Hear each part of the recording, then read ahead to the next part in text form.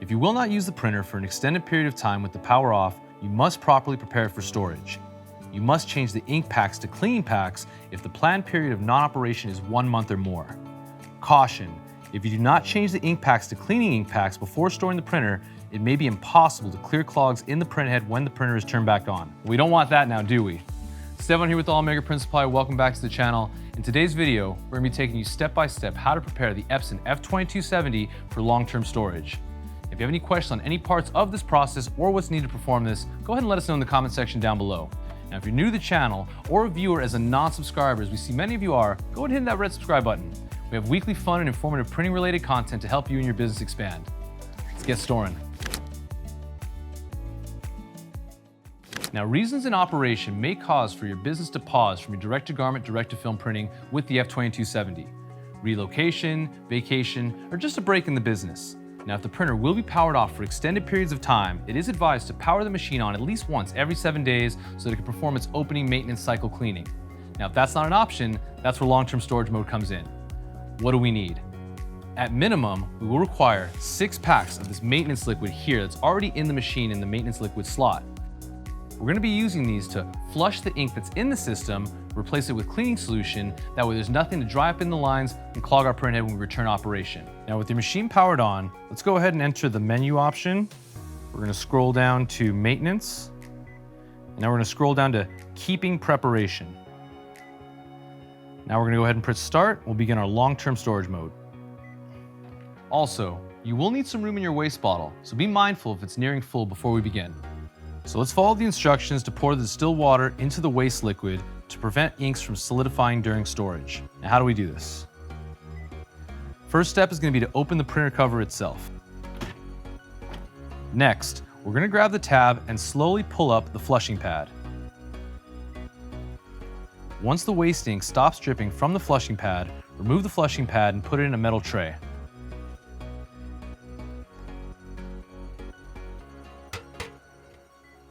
Pour about 100 milliliters of distilled water into the cup supplied. Pour distilled water into the waste liquid port to prevent ink from solidifying during storage.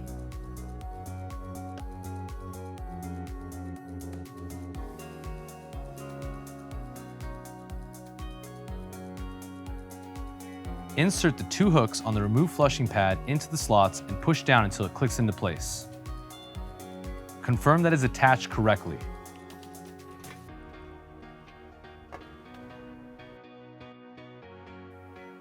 Close the printer cover. Now, if your waste bottle is full and no room for the remaining liquid that will be expelling from the machine, you may be advised to prepare an empty waste bottle. Now, how would we do this? You're going to remove the outer and inner caps from the new waste ink bottle. You need these caps when disposing of the waste ink, so store them in a safe place. Remove the waste ink bottle from the holder. Tightly seal the cap on the used waste ink bottle. Insert the waste ink tube into the opening of the new waste ink bottle and place waste ink bottle in the holder.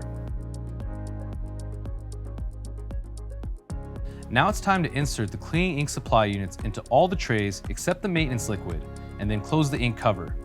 Before storage, it is advised to clean the ink supply port for the removed ink supply units. See your documentation for more details. Let's look at the steps. First, we're going to open the left and right ink covers. Now, we're going to remove all the ink trays with both hands except for the maintenance liquid and the cleaning supply unit.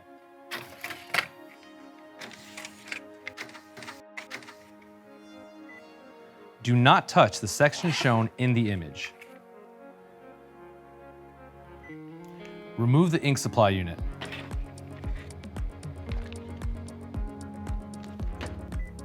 Use wide cleaning sticks to clean the ink supply ports. Use a new cleaning stick for each color to prevent ink mixing. We're going to lightly touch the corner of the cleaning stick to the ink supply port to absorb the ink. After cleaning, we'll store the ink supply units for future use. And repeat this step for all ink packs.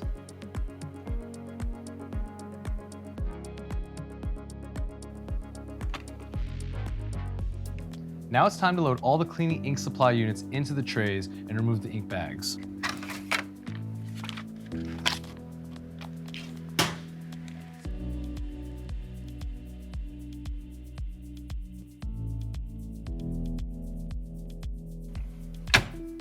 got all the cleaning ink supply units inserted into the trays. Let's go ahead and press OK. Now it's ready to commence long-term storage preparation start. Now it's asking us to please wait and not to turn the power off until the ink path cleaning is complete. This can take typically about 22 minutes.